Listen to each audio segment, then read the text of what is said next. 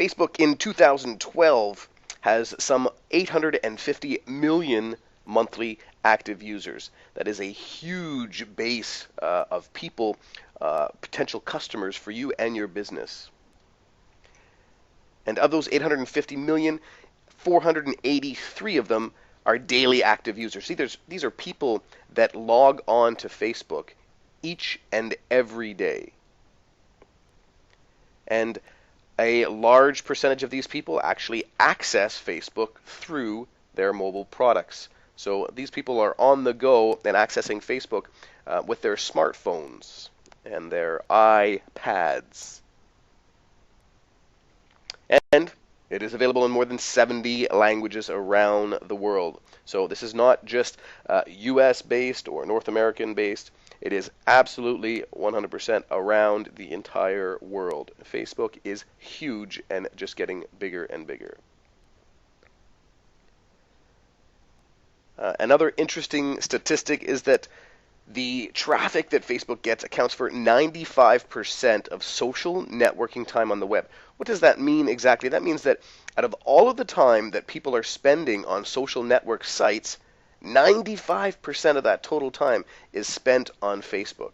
It's because as opposed to sites like Twitter, where you just tweet and a quick 140 character sentence, Facebook people are spending an inordinate amount of time looking at other people's updates, their news feeds, looking at their videos, watching their photos.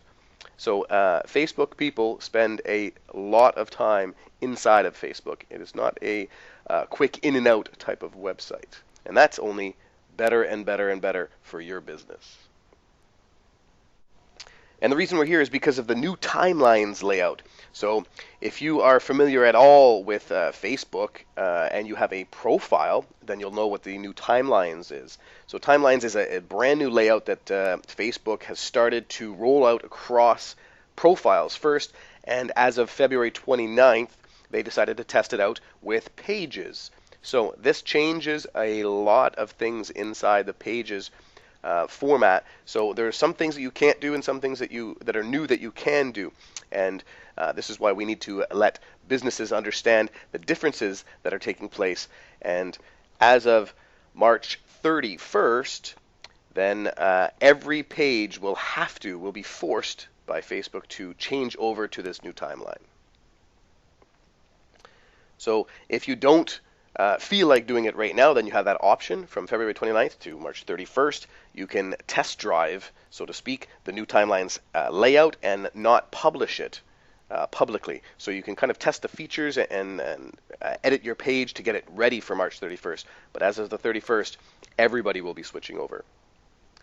Okay, there are many new changes. One of the biggest one that people are complaining about is the lack of a default landing page. So the default landing page was a page or a tab that you could send your visitors to that maybe contained an image that said click like above and you can get access to the page. So this was a very good way to convert the traffic that was coming to your page into likes. So unfortunately, there is no way to set up a default landing page. Everybody that comes to your page will be going to the main page with a large cover image. So this large cover image is also new in the new timelines. And the custom tabs are still there. You can still use the apps and the custom pages, but to get somebody to that page, you would have to drive traffic specifically to that URL. And those page sizes have also increased. So let's dive in and we'll get into some of these changes in more depth. So what exactly is new with the new timelines? Well, there is a fair amount.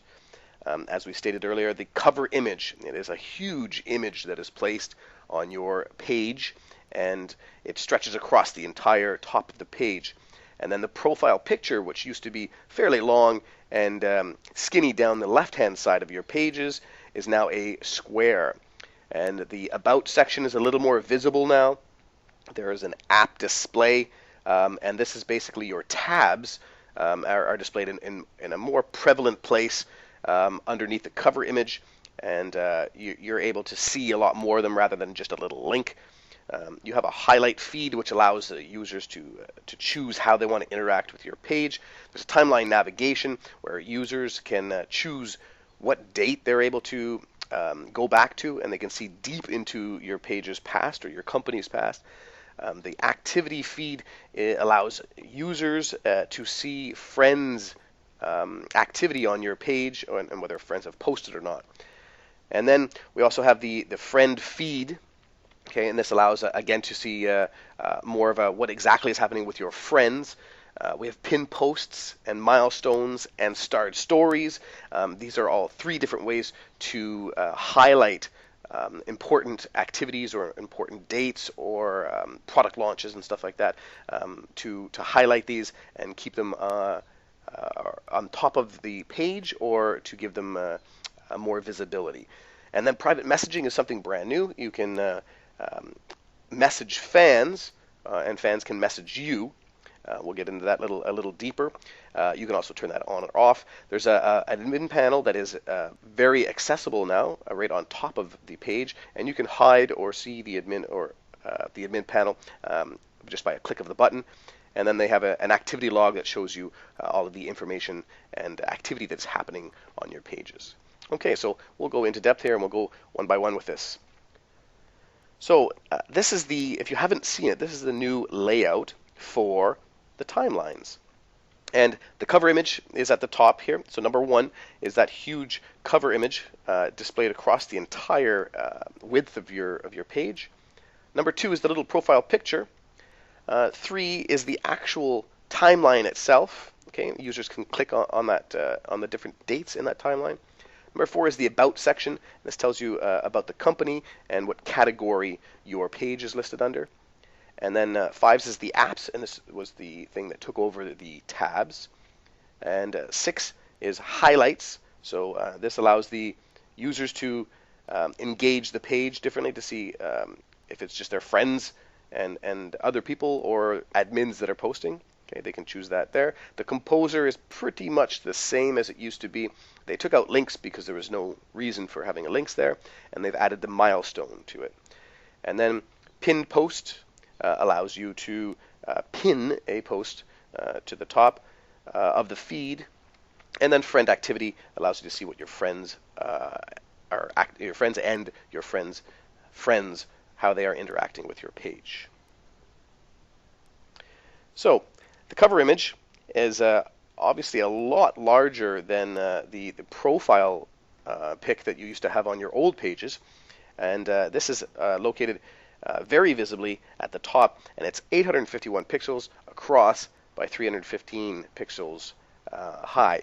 So you want to make use of this cover image, and you want to use up with a striking or shocking image that represents your brand very well.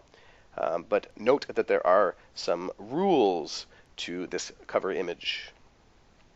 So, as we said, it's 851 by 315 pixels, and it has a minimum width of 399 pixels, and it will be resized.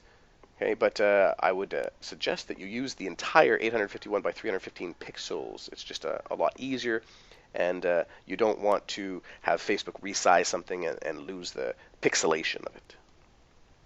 So you want it to stand out very well, and it has to obviously represent your brand, whether your brand is a product, a service, or you are branding yourself. So here are some restrictions now. You cannot put any price or purchase information on that image. Okay, and that is only the first of many. You cannot put any contact information. You can't advertise your website, a phone number, an address, or any other way to contact your company. You cannot put like or share. So before, in maybe your welcome tab on your page, you might have had a click here to like us or share this with your friends, and you are unable to do that now. And there are no calls to action, like saying sign up now or join our newsletter or visit our site. Okay, so none of these are allowed. So basically, you are just limited to your brand name and the image itself. Okay, so a couple examples here. These are really well done images. So Here you see Old Spice. Okay, it's very vibrant, the colors with the tiger in the background and the volcano. Okay, and then the bar of Old Spice coming out of the volcano. And also Red Bull has another one that's very well done. Okay, so again, very very vibrant. The colors, and you can see their logo, so you're well aware of what it is. But again, they don't have any contact information on there other than just their logo and their name. Your profile picture is that little square in the lower left-hand corner. And here we see Nike Plus. So the size of this is 180 by 180 pixels, but it gets resized to 32 to 32 pixels on the bottom left-hand side of that cover image. And this is the thing that shows up next to your posts. When you post anywhere on Facebook or anywhere on the web, you will see this little square follow you. So you want to make sure that this represents your brand very well. Okay, and this can be by way of a logo, product, the service that you offer, or a headshot of yourself if you are the brand of the site, or a spokesperson that you have that represents your site. So a headshot is ideal if it is you. If you are branding yourself, then a headshot, a professional headshot, is ideal for this little profile picture. Okay, and as we'll see in a minute, you can creatively combine this with your cover image. Okay, so it takes a little bit of creativity to do that and still represent your brand with the image. Okay, and one good example is Ford Mustang. So you can see here that Ford Mustang has their logo, the Mustang, the horse, and it is that's in their profile pic, and then it happens to incorporate in the front grille of the Ford Mustang. Okay, so they do this very well, and they do it in a way that once you post, or they're posting across the web, you can't tell that it's just one piece of a picture. So they still have the Ford Mustang, and it still represents their brand very well, and everybody knows what it is, and you can still kind of see that it's a grille in behind the Mustang anyway. Okay, the About section is 155 characters in length, so you don't have a lot of room here, and you have to make use of that room. And you might want to include a URL. So your website address, or maybe you have an opt-in form somewhere, then you want to include the URL here. And to make it clickable, you have to make sure that you include the HTTP as a prefix to your www.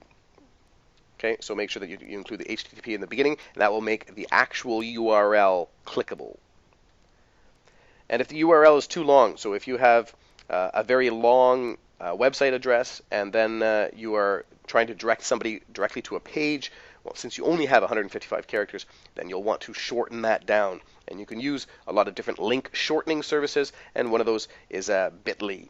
Okay, so you can just go to bitly.com or bit.ly, and it will redirect there, and you can use their service, and then you can even customize the back end of it. So it would be bitly.com/your product, for example, and they also track how many clicks you get on that.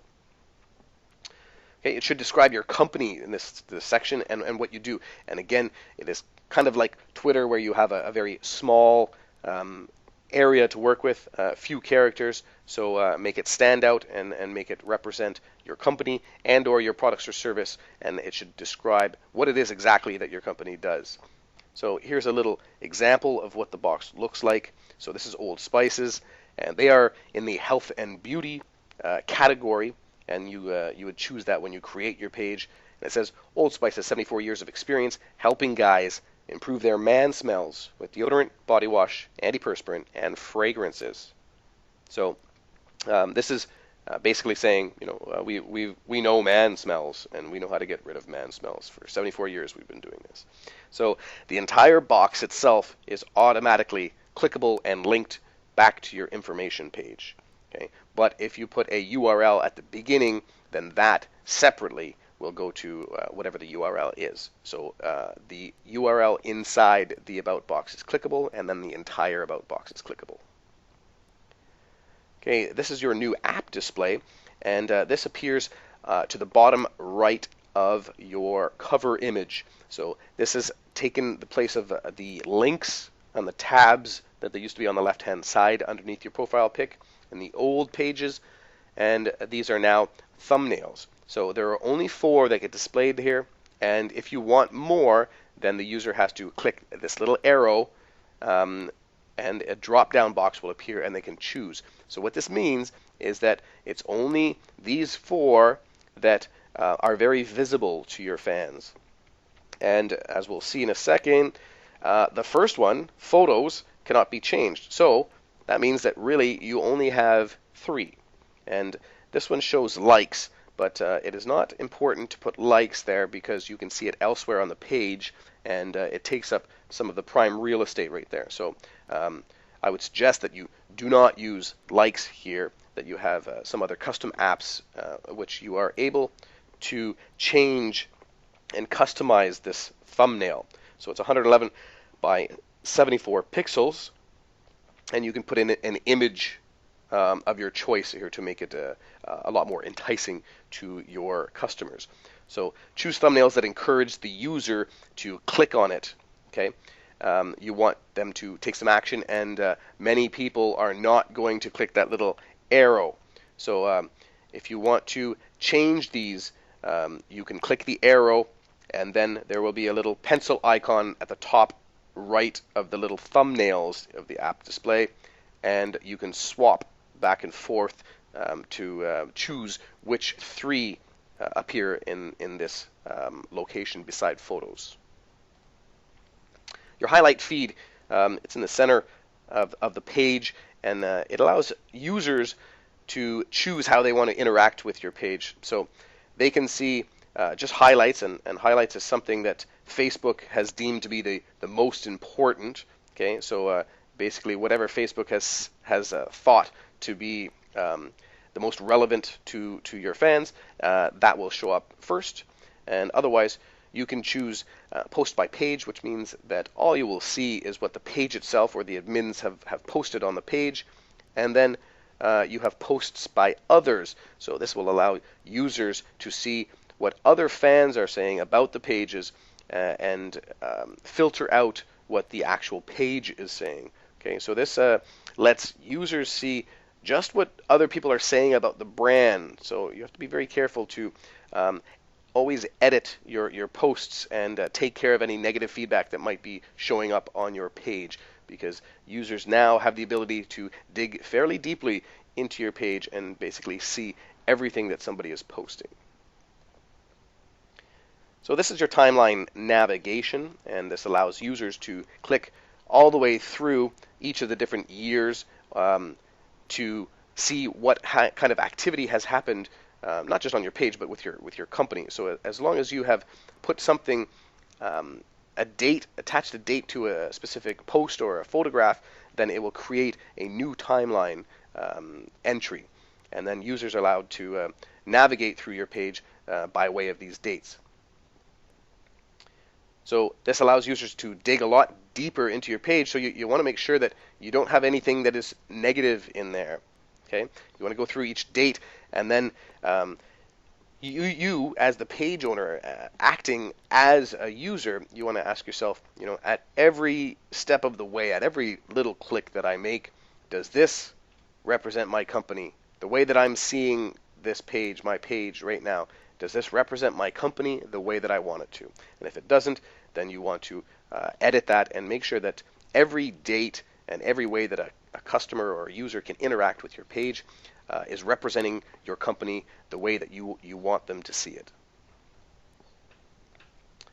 Okay, at the end of every month in the timeline, there is a statistic box, and this box has different statistics which include things like how many people like your page, how many likes the page has liked. So you acting as your page, if you have liked, in this example, 16 different pages, other pages, then it will say plus 16 here.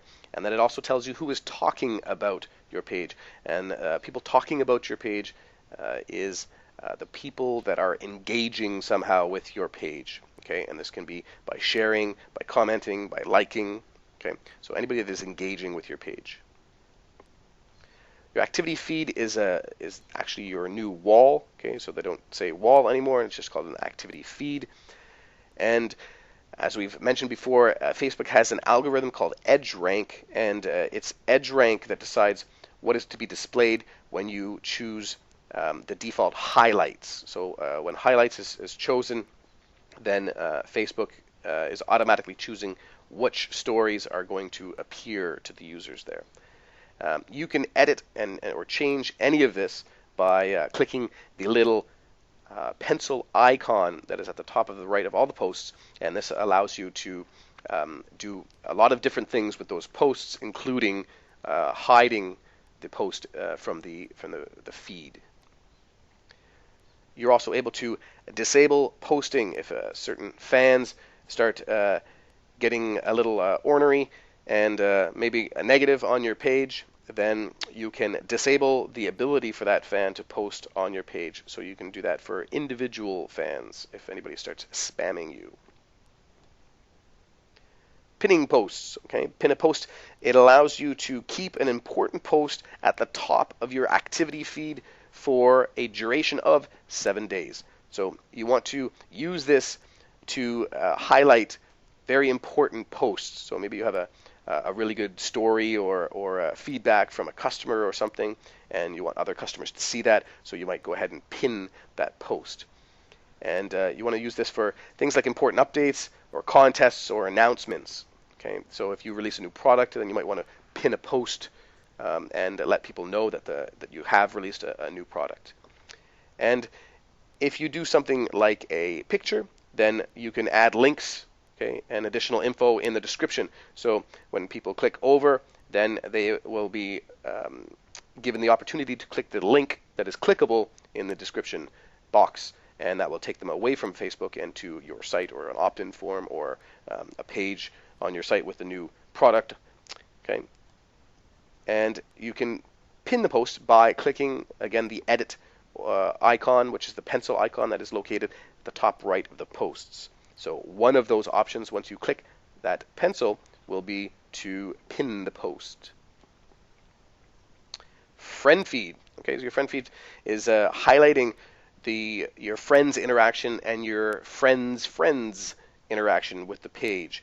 Okay, this can be turned on and off, and it shows interaction from the entire social circle of your friends or your fans and their friends. So anytime that they have mentioned something about your page or they have commented on your page, then that information will show up here. So this obviously works very well to increase social proof, as your friends and fans will see that their friends and the fans of their friends or their friends' friends are interacting with your page. And as I mentioned, it can be turned off in the admin panel. So if you don't want this feature, there is an option to be able to turn it off.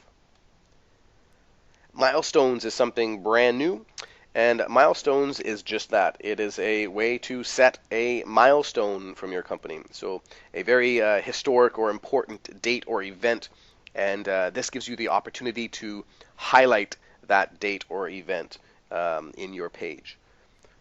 And you can set the date of the milestones, and once you do, it will enter the timeline at that date. So even if you'd like to enter the founding time of your company, then it will automatically go to the beginning of your page.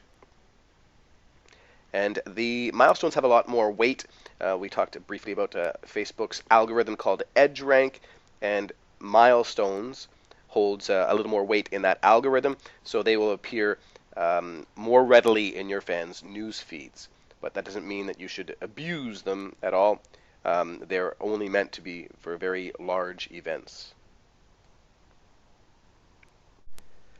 You can use these for things like a new store opening, a new product launch. Obviously, when you founded your company, maybe if you started a new branch, if you have a subsidiary, if you entered another country. Okay, so any large event can be marked with these milestones. Okay, starred stories is another way that you can mark a post or a picture or a video and kind of highlight it, but it is a smaller version of Milestone. So if Milestone was maybe the founding of your company, then starred stories, since they stand out larger than the other stories, because they spread across the entire width of your page, then they can be for things that are smaller, such as maybe a new employee of the month, maybe a little promotion that you're running at your store, okay? Maybe a really cool picture like Red Bull has. Any story that you think will attract a lot of attention and will engage people and will make your page look good to the consumer. So anything maybe community service related or something along those lines that really makes your page stand out, then you can star this and it'll stretch across the entire side of your page. And again, you can change the dates here so that they fit perfectly into your timeline. Private messaging is new. It was never available before on pages, and both fans and non-fans, are able to send messages to pages. So you want to consider carefully if you want to allow this or not, because if you have 1 million likes, then you might be getting 1 million messages, and there's absolutely no way for you to keep up with that. So this is good for smaller pages that are trying to connect with their fans and interact with them and to develop a relationship. So larger brands might want to turn this off, and that can be done in the admin panel in the back end. And pages are not able to use this to initiate a conversation. They can only respond to somebody that is sending them a message. So when somebody sends and initiates that conversation, then as a page, you are able to send back 2 messages to them. So it is not used to sell something to somebody, but it is used to build the relationship. Okay. And you with this like and trust, and then you can kind of work with that person to get them into your sales funnel or to promote your products to them at that point. But again, do not blast out a sales message when somebody contacts you. Okay, it should not be a canned message. It should be a very personal message to your customers. This is your admin panel. So this can be hidden, or it can show up at the top of your page above your cover image. So you can see this. And it's a very quick way to see any type of activity that is happening on your page. So it shows things like notifications and likes and insights and messages. So you're able to get quick access to any of these and kind of see an overview of what's happening on your page without having to kind of leave the main page as you had to before in the older pages. And in here is under the Manage tab at the top of this page is where you will get into the Edit settings or Edit page. So before you used to click Edit page, here you would click Manage and then edit the page from there. This is your activity log, okay, and again this is at the top, and this basically just allows the admins or page owners to see all of the activity that's happening on their page, and it's just broken down by category. So you can view, all of your photos here, your videos here. So it just kind of puts everything into one section for you, and it allows easy access to every part of a page. Okay, so it's just a quick way to look around your entire page. All right, so timelines, as we stated at the beginning, is mandatory as of March 31st. Whether you like them or not, you will have to change over as of March 31st. Every page owner will not have the option past the 31st of March.